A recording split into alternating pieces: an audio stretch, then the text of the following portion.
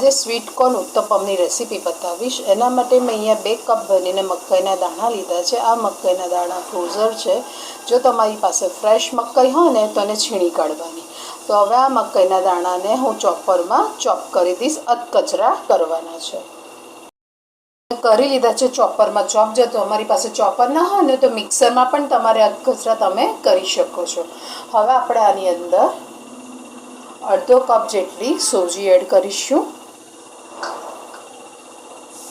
અડધો કપ જેટલું દહીં। આ બંનેને પહેલાં મિક્સ કરી દઈશું।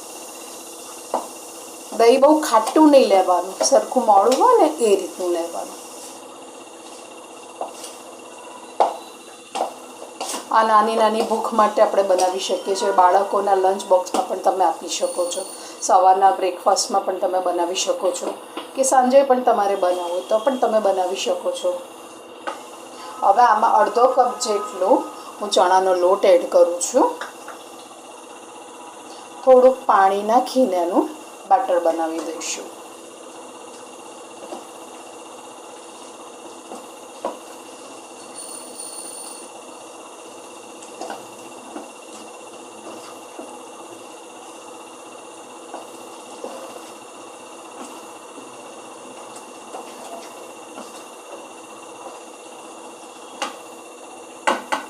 અત્યારે આટલું પાણી નાખ્યું છે, પછી જરૂર પડશે તો પછી પાણી એડ કરીશું। હવે આમાં આપણે મસાલા કરી દઈએ। તો મેં આમાં અડધો કપ જેટલું ગાજર લીધેલું છે, ચોપરમાં ચોપ કરી દીધું છે। જો તમારે છીણીને પણ લેવું હોય તો પણ તમે લઈ શકો છો। આમાં મેં 1/4 કપ કેપ્સિકમ લીધું છે, 1/4 કપ ટામેટું। અહીંયા મેં લીલા મરચાં અને આદુની પેસ્ટ લીધી છે। લીલા મરચાં અને આદુની પેસ્ટ લીધી છે 2-3 ચમચી। તમે તમારા તીખાશ પ્રમાણે વધારે ઓછું કરી શકો છો। 1 ચમચી કાળા મરી પાવડર, 1 ચમચી મીઠું। આ બધું પહેલાં મિક્સ કરી દેવાનું।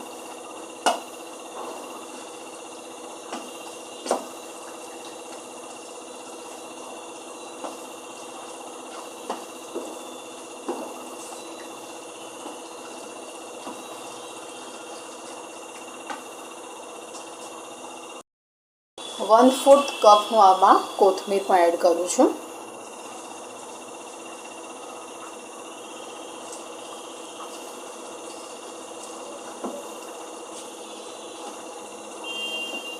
આમાં હજી પણ થોડુંક પાણી એડ કરીશ, આપણે સોજી એડ કરી છે ને માટે જરૂર પ્રમાણે તમારે પાણી એડ કરવાનું।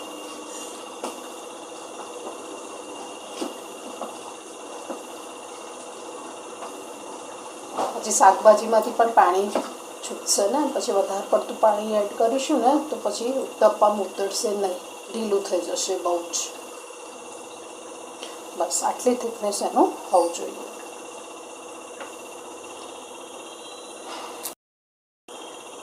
આમાં 1/4 કપ ડુંગળી પણ એડ કરું છું।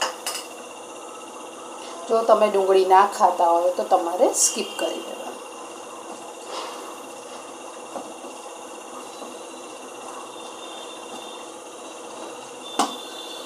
અને જ્યારે હવે બેટર બનાવું,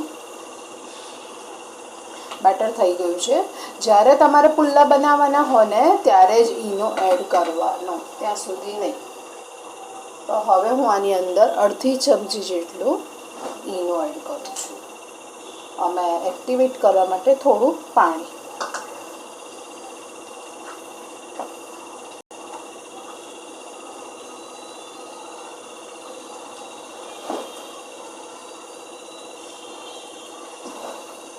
ઈનોની જગ્યાએ તમે ખાવાનો સોડા પણ એડ કરી શકો છો।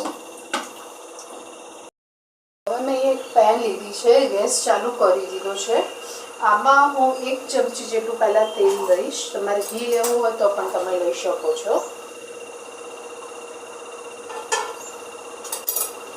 આને સ્પ્રેડ કરી દઈશ, તમારે વધારે ઓછું કરવું હોય તો કરી શકો છો। આમાં હું તલથી કરીશ, તો તમારે તલ એડ કરવા હોય તો તમે કરી શકો છો, નકર સ્કીપ કરી દેવાના।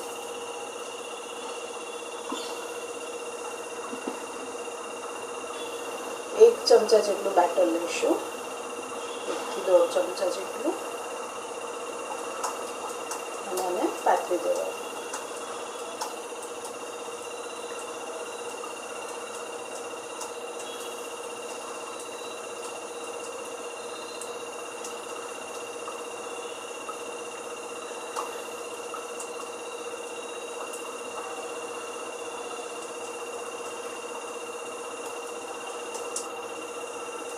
પતલું પતલું પાથરી દેવાનું.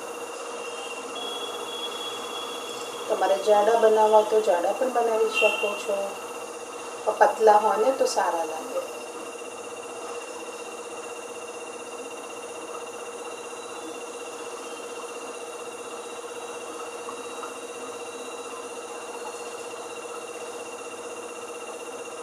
કિનારીઓમાં તેવી રીતે સરખું કરી દેવાનું.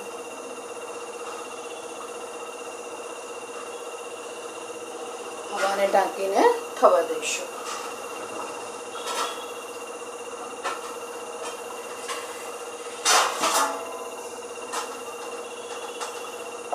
નીચે ક્રિસ્પી થાય ને ત્યાં સુધી થવા દઈશું. ચેક કરી જોઈએ કે નીચે ક્રિસ્પી થયો કે નહીં. નીચેની સાઈડ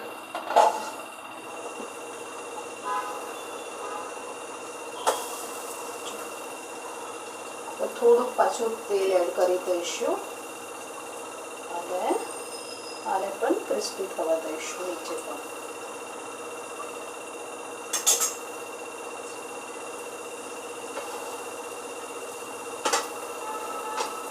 આને પણ ઢાંકીને હવે થવા દઈશું. કરી જોઈએ નીચે પણ ક્રિસ્પી થયું કે નહીં. વારે ઘડી આને પલટાવશો નહીં, કાકા બહુ છે એકદમ સોફ્ટ હોય છે. વારે ઘડીએ પલટાવવાથી આ તૂટી પણ શકે છે. બસ આ ક્રિસ્પી થઈ ગયું છે તો હું પ્લેટમાં કાઢી લઈશ. આ રીતે પણ હું બીજા બનાવી દઉં. જો તમારે હજી પણ ક્રિસ્પી ખાવા હોય તો તમે હજી પણ વધારે ક્રિસ્પી કરી શકો છો. તો હું આને પ્લેટમાં કાઢી લઈશ. સ્વીટ કોર્ન ઉત્તપમ મેં બનાવીને રાખ્યા છે. તે ગરમ ગરમ હોય એવા જ આપણે પીરસવાના છે. ગરમ હશે તો વધારે સારું લાગશે. તો મેં દહીં લીધું છે, થોડો ટોમેટો સોસ અને થોડી ગ્રીન ચટણી. બાળકોના લંચમાં તમે સોસ યા દહીં પણ આપી શકો છો. ડિનરમાં પણ તમે લઈ શકો છો. તો તમને મારી આ રેસીપી કેવી લાગી? જો સારી લાગી હોય તો લાઈક કરજો, કોમેન્ટ કરજો અને સબસ્ક્રાઈબ કરજો. Thank you for watching.